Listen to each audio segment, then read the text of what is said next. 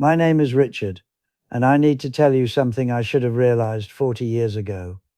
I built a career in investment banking that made me a managing director by 45. I had the executive compensation package. I had the board seats. I had the reputation as the guy who could close any deal. Wall Street Journal profiled me twice. Young bankers studied my track record. Industry conferences invited me as a keynote speaker. But here's what none of them knew. While I was building that career, transaction by transaction, promotion by promotion, my wife was building a life without me. Not because she wanted to, because I left her no choice.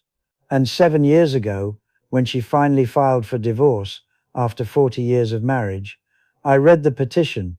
Right there, in legal language, her attorney had written, "Petitioner has been effectively alone in this marriage for decades, despite sharing a home with Respondent. I'm 72 years old now. The career's over. The money's still here. But my wife is gone. And those words from the divorce papers, they haunt me every single day. Because they were true. She had been alone for decades, while I was sitting right there. And by the time I understood what I'd done, she was already gone.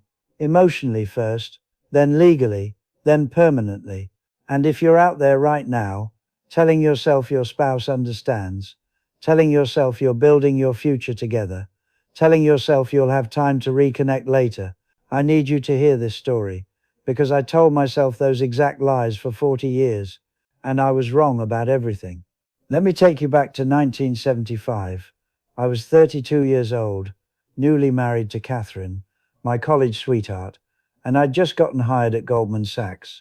This was it. This was the dream.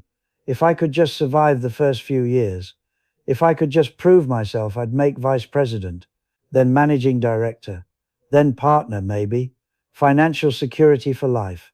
Catherine was supportive from day one. She had her own career as a teacher, but she understood mine was demanding. She'd say, "Do what you need to do. We're building our life together." And I believed her. I genuinely believed that grinding now meant happiness later, that sacrificing our present would secure our future. That's the first lie. There is no later. There's only now, slipping away while you're not paying attention. The hours started immediately. 80, 90-hour weeks were standard. I'd leave our apartment at 6 a.m. I'd come home at 11 p.m. Catherine would usually be asleep, but sometimes she'd wake up, try to talk, and I'd be exhausted, irritable, thinking about tomorrow's meetings. Our conversations became transactional. Did you pay the electric bill? The car needs an oil change. Your mother called. We stopped talking about dreams. We stopped talking about feelings. We stopped talking about us. In 1978, Catherine got pregnant. We'd been trying for 2 years, and she was overjoyed. I was terrified, not because I didn't want children, but because I was up for vice president, and a baby felt like terrible timing. I didn't say that to her, of course. I said all the right things. But she knew. Women always know. Our daughter Emily was born in 1979. I was in London, closing a merger when Catherine went into labor. 3 weeks early. I got the call at 2 a.m. London time. I had a choice: catch the next flight home or finish the deal. I told myself the deal was almost done. Just a few more hours. I'd be home tomorrow. The baby would still be there tomorrow. I finished the deal. I flew home 36 hours after Emily was born. I walked into that hospital room, and Catherine looked at me with something I'd never seen before. Not anger, disappointment. She handed me our daughter and said, "This is Emily. You missed her first day." I told myself it wouldn't happen again, but it did.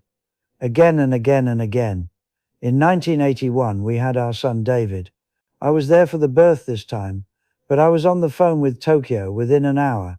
Catherine was in recovery, and I was in the hallway closing a deal. The nurse actually asked me to take it outside, because other patients could hear me. The pattern was set. I provided financially. Catherine provided everything else. She raised the kids.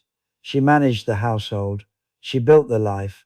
And I showed up occasionally, like a guest in my own family. I have this memory that destroys me. Emily was maybe 5 years old. She'd made a card for our anniversary, drawn a picture of our family holding hands. She gave it to Catherine at breakfast, and Catherine cried. She was so touched. Then Emily said, "Where's Daddy?" And Catherine said, "He had to go to work early, sweetheart." The look on Emily's face, this confusion, like, why isn't Daddy here for this? I found that card years later when we were packing up the house after the divorce.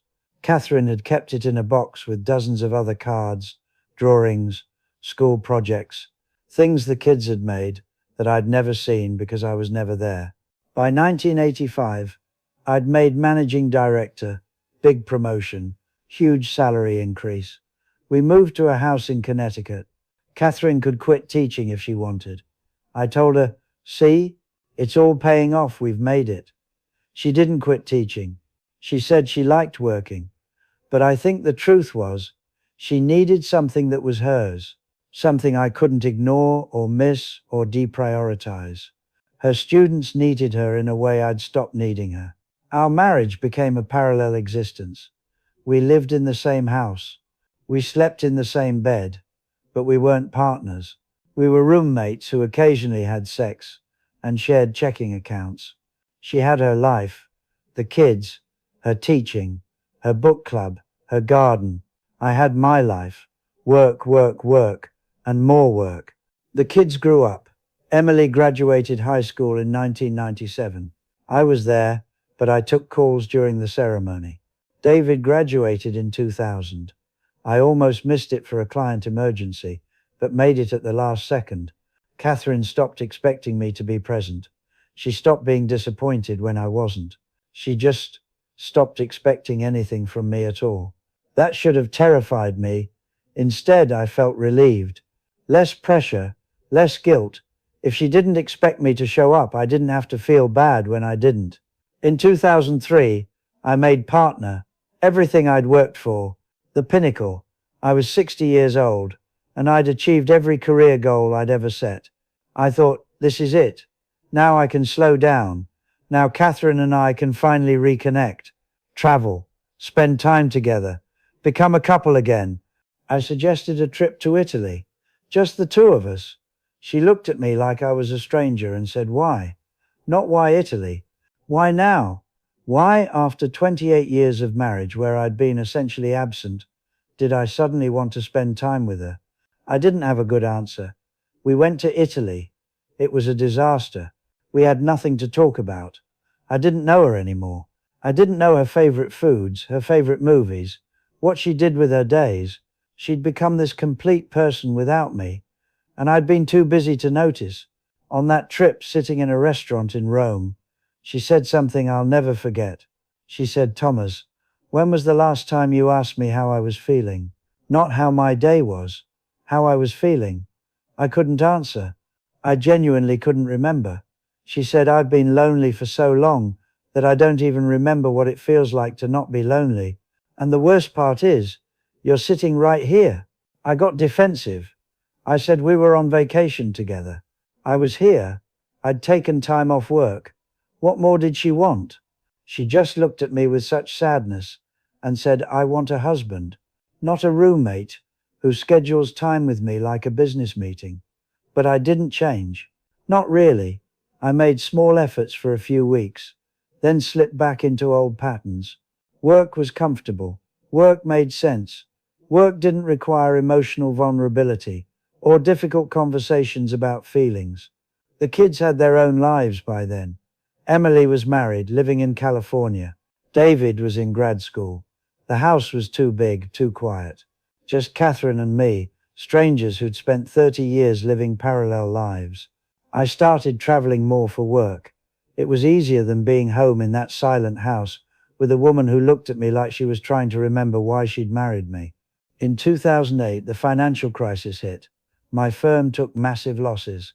I was working 100-hour weeks again, managing the fallout, trying to save jobs, trying to save the firm. I was 65 years old, sleeping 4 hours a night, living on coffee and stress. Catherine barely saw me. When she did, I was irritable, exhausted, impossible to be around. One night she said, You should just get an apartment in the city. Stop pretending you live here." I dismissed it as her being dramatic. But looking back, she was serious. She'd already started imagining life without me, planning for it, accepting it.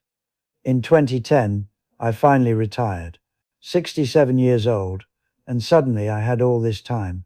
I thought, this is it. This is our chance. Now we can fix this. I started trying. I'd plan date nights. I'd ask about her day. I'd try to be present. But it was like trying to revive something that had been dead for years. She was polite, civil, but distant. The warmth was gone. The love was gone. There was just this tired politeness, like you'd show a stranger. I suggested counseling. She said, "Thomas, I've been asking you to go to counseling for 20 years. It's too late now." I asked her what she meant. She said, "I don't love you anymore. I don't even know you. You're just this person I live with who I used to be married to." Those words hit me like a physical blow, but I still thought we could fix it. I still thought love was something you could rebuild with effort and time. In 2015, on our 40th wedding anniversary, I planned this big dinner, expensive restaurant, champagne, the works. I gave her a diamond bracelet. She thanked me politely, put it in the box, and said, "Thomas, we need to talk." And then she told me she wanted a divorce. She'd been thinking about it for years. She'd stayed because of the kids, then because of inertia, then because she was scared. But she wasn't scared anymore. She was just done. I begged her to reconsider. I said we could fix this. I said I'd change. I said I'd be the husband she needed. She just looked at me with such exhaustion and said, "Thomas, I've been alone in this marriage for decades. You've been physically here, but emotionally absent. I've had more meaningful conversations with the mailman than I've had with you in the last 10 years. I don't want to spend the rest of my life lonely while you're sitting in the same room." 6 months later, the divorce papers arrived, standard filing, but her attorney had included this line in the petition: "Petitioner has been effectively alone in this marriage for decades, despite sharing a home with Respondent."